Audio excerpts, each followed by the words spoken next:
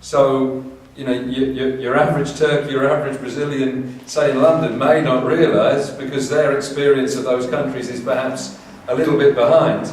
But of course, at the same time, clearly they've got links with that community, and you know, people like Dimer clearly have very close links, and so you know, are aware of what those events are. And it was, in answer to Nancy's question, is not here. You know, it was basically Dimer wanted to make sure that they were able to show their support. I think to some extent, you know, show to the movement in Turkey what they could also, you know, bring, if you like, to the table in terms of support to the movement. But I have to say, you know, it was quite impressive. I don't know if we were to invite a trade union delegation that we could provide 2 general secretaries of trade union federations and 3 MPs. You know, they clearly have some very good links with significant forces within the country. The issue about non-socialists, well, I think we've got to remember that actually the bulk of the movement was not at all by people who are members of any parties at all.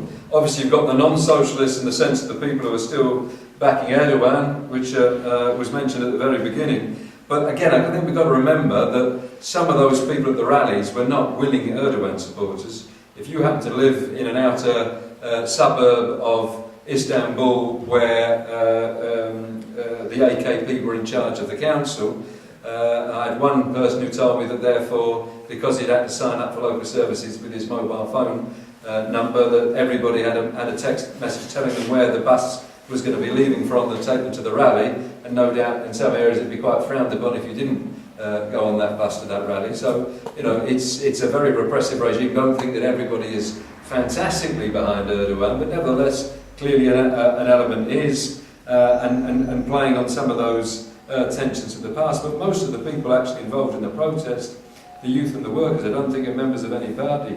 And it's the party that can attract and welcome those youth in and have those discussions, having committees that are being set up that aren't just down to the party organisers, but are actually allowing a broader discussion of events. I mean, there are some of the concrete things. There clearly is some real advantages to the internet and social media, which means they can't cut things off in the way that they would have been able to. You know, that news does travel, but nevertheless, I think perhaps the most important link that I had here in Britain was a Turkish woman who's living in Nottingham who came across me on Facebook, who sent me a message and is now organising a demonstration in Nottingham on Sunday. So it's the Facebook connection, but then from that, organising the traditional mass struggles, which is what is still going to be required. I mean, in terms of the actual movement, I think in any of these issues, one level of discussion, and we might face it in Britain, certainly in places like the north of Ireland, people have had discussion, well, what do you actually do? How do you actually organise yourself against a repressive police force? It was chaotic. I have to say that there was an element of me thinking, well, actually, there's a good few hundred of you here who have come properly tooled up with gas masks of your own. If we were really going to do something, you probably could organise a proper battle with these police if it was worth doing. So, you know, there are elements that I think, you know, in the discussions that have been raised about, you know, making sure medical supplies were there, making sure, you know, stewarding, if you like, was going on. So, I mean, there are organisational points even of those kind of struggles to think through.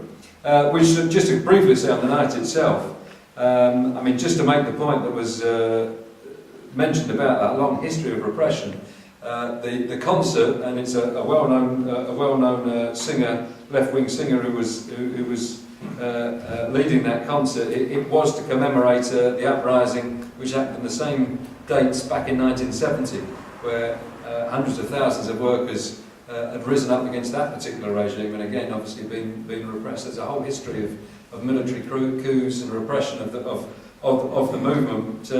But you know, on the night itself, you know, that's what was so impressive, that the Istiklal Street that was mentioned, which is a wide pedestrianised street that goes up to Taksim Square, you know, within minutes was absolutely packed. I mean, if we'd have wanted to run away, I'm afraid the RMT's tendency was to run towards the water cannon. I was rather more cautious, but you know, there was nowhere to run because the whole street was, you know, might well know how impressive therefore that must have been. If you were there, you couldn't see the end of the crowd. It was just, you know, tens and tens of thousands of people packed in, and you knew when the water cannon was going to be fired because you could hear the kind of noise of the pump pumping up, and then there would be this kind of loud cat call that would develop, and then the cannon would be firing at you in all directions. People would, you know, try and, as soon as the water cannon stopped, then people would charge back up towards it again and carry on shouting and chanting and banging the shutters and so on. I mean, remember that was the streets leading up to the square. Then you had the square that was cleared, but behind the square you had the park, and that's where the real violent assault must have taken place. You know, it was the clearing of the park. That's where the occupation was. So where we were was where people were coming out to protest. But you know, it's the park itself where the most brutal assault must have taken place. But just again, a couple of points to make the point that it wasn't only Istanbul. I mean, I found that if you put in CWI on Facebook, the first page you come to is our Turkish section. I don't know if you can try that out, but you know, the comrades are posting from Ankara, and you know, actually some of the most impressive pictures have come from Ankara. There was a funeral there of one of the demonstrators who died a few days ago, and there's this massive demonstration.